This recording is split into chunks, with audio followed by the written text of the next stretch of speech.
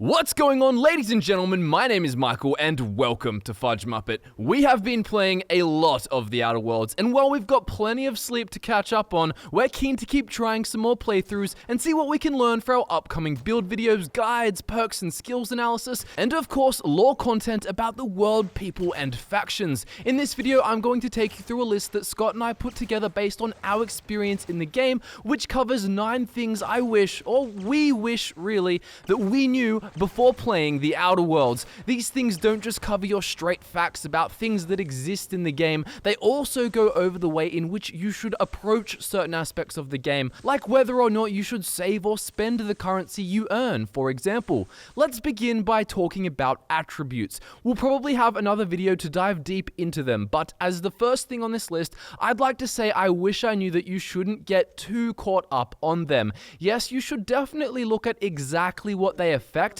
but upon doing so, you'll realize that the scope is a bit limited. Outside of their initial skill bonuses, the game is very clear about what each attribute does. There aren't any hidden effects. Intelligence doesn't affect skill points available on level up. Charm doesn't get you better prices. Perception doesn't increase accuracy. Dexterity doesn't increase gun damage. The attributes' effects are clearly stated. No hidden fine print, which can be found in other RPGs. A 100% persuade character with high charm versus a 100 persuade character with average charm functions almost entirely the same. There are, however, the occasional speech options related to high attributes. Obviously, depending on the stats you spec into, your starting skill values will change, but these can be quite easily offset by the skill bonuses that companions can offer you, which we will elaborate on in this video. Ultimately, when looking at attributes, things like strength and dexterity are really important for a melee character because of the bonus to melee damage and speed.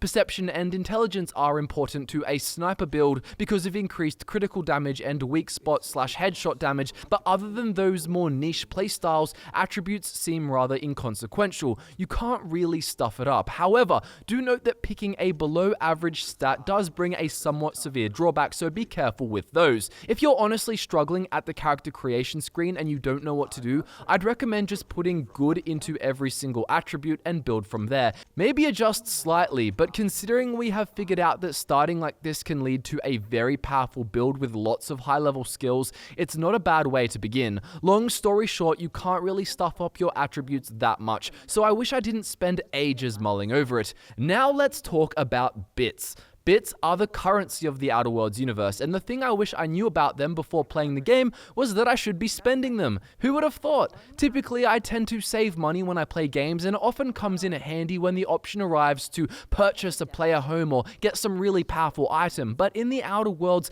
this wasn't really the case. There's no single super expensive thing that you can buy that is going to be very difficult to save up for. I found that bits were plentiful regardless of your character setup, and that really I should have been way more relaxed and spent more in moments to make the game easier. If you're looting gear and selling it and doing plenty of side quests, you should have no worries. I should have bought more consumables if I felt like it, or bought certain quest items without hesitation. I should have had no worries giving hefty bribes to certain people in quests, outside of role-playing of course, nor should I have been so diligent with scrounging up every single bits cartridge I possibly could while looting. Now I don't want people to take this the wrong way. I'm not advocating being careless and spending bits like you have a board-approved never-ending credit card with no interest and no repayments for 1,000 years. Yes, it does cost quite a few bits to get a really low-level weapon you fell in love with and tinker it all the way up into a high-level one, but you'll end up saving enough for things like that without trying that hard anyway. In a nutshell, you definitely don't need to have a scarcity mindset when you play the Outer Worlds, so if you want to buy something, I'd say just do it. So you heard me talk about the option to respec your character,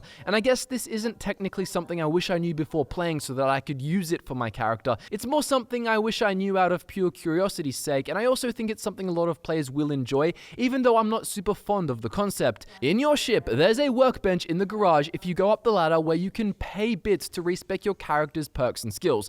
I can see the benefit, but as a big RPG fan who loves players having consequences for their choices, the option to change the skill choices feels off. Imagine if you unlocked a cool speech check because you had a high science skill in one quest, leading to a certain outcome, charm, and then you just change it before doing the next quest so you have a high intimidate skill, and at the end of the game you have all of these specific situations that you caused by moving in and out of different skill choices that you may no longer even have. The counter to this is that the Outer Worlds charges you more bits the more you respec. It costs 500, then 1,000, then 2,000, then 4,000, so it seems to keep doubling, but it's still not that expensive. It also lets you respec your companions' perks. However, you cannot respec your attributes. Anyways, if you drastically mess up your character build or your hand slips and you get the wrong perk for your favorite companion, just know there's a way to fix most of it with this feature.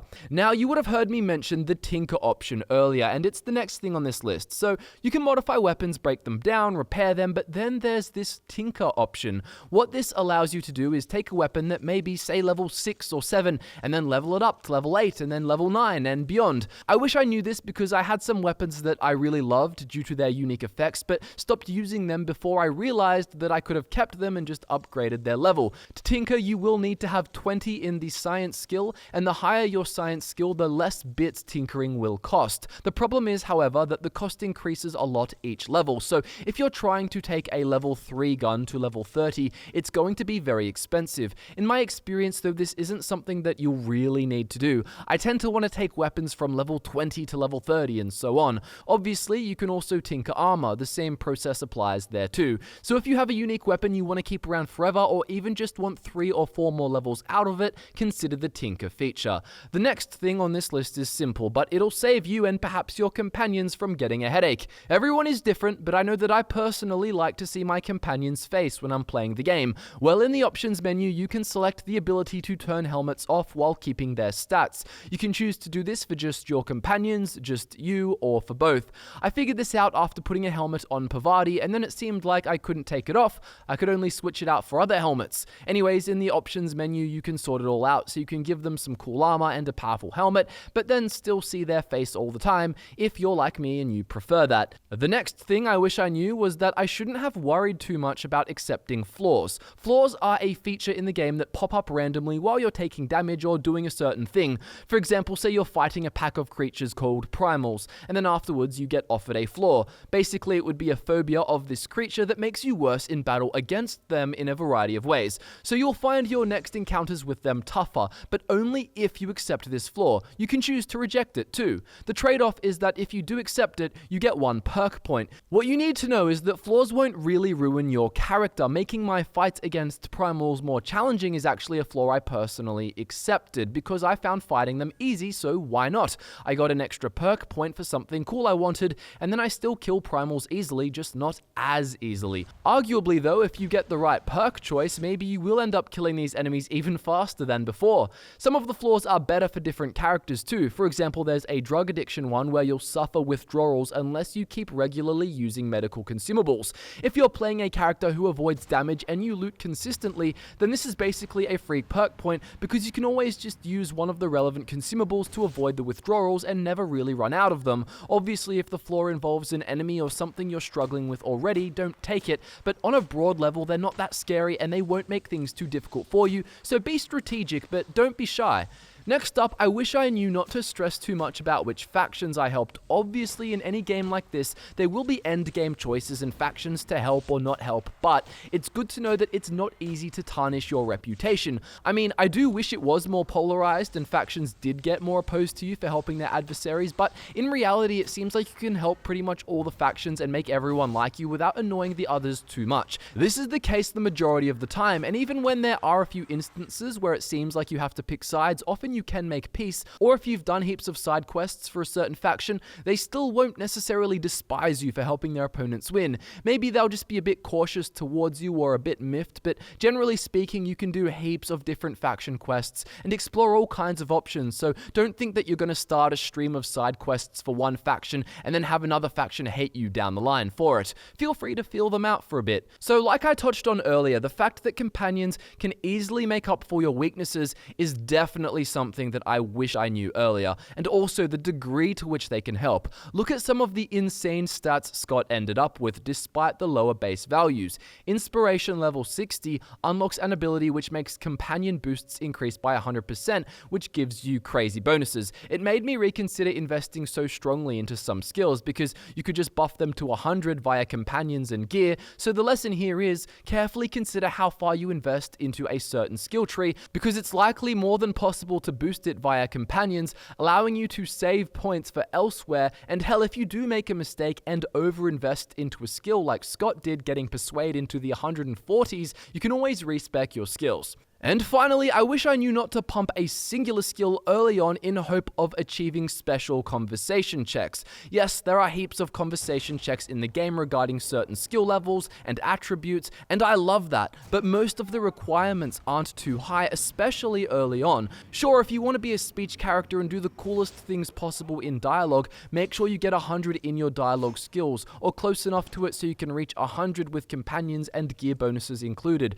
but don't expect to see any high-level speech checks for a while. Scott made the mistake of just ramping his speech skill to around level 60 as soon as he could, only to find out that it was ages before he ever needed it, and was passing all the speech checks in the earlier sections of the game with requirements like 20 Persuade, 5 Lie, or 15 Intimidate. Point being, feel free to be less specialized early on, there's no need to rush like crazy. With a smaller investment into the right things, you can still get through the earlier speech checks just fine. And that wraps up another Outer Worlds video, 9 things I wish I knew before playing the Outer Worlds. I hope you enjoyed it, and if it helped you, we'd really appreciate if you clicked the like button. Thank you so much for watching, and to get more Outer Worlds videos in your life, such as builds, you can hit that subscribe button down below. Social media links are in the description for those interested. My name is Michael, and I look forward to nerding out with you again very soon.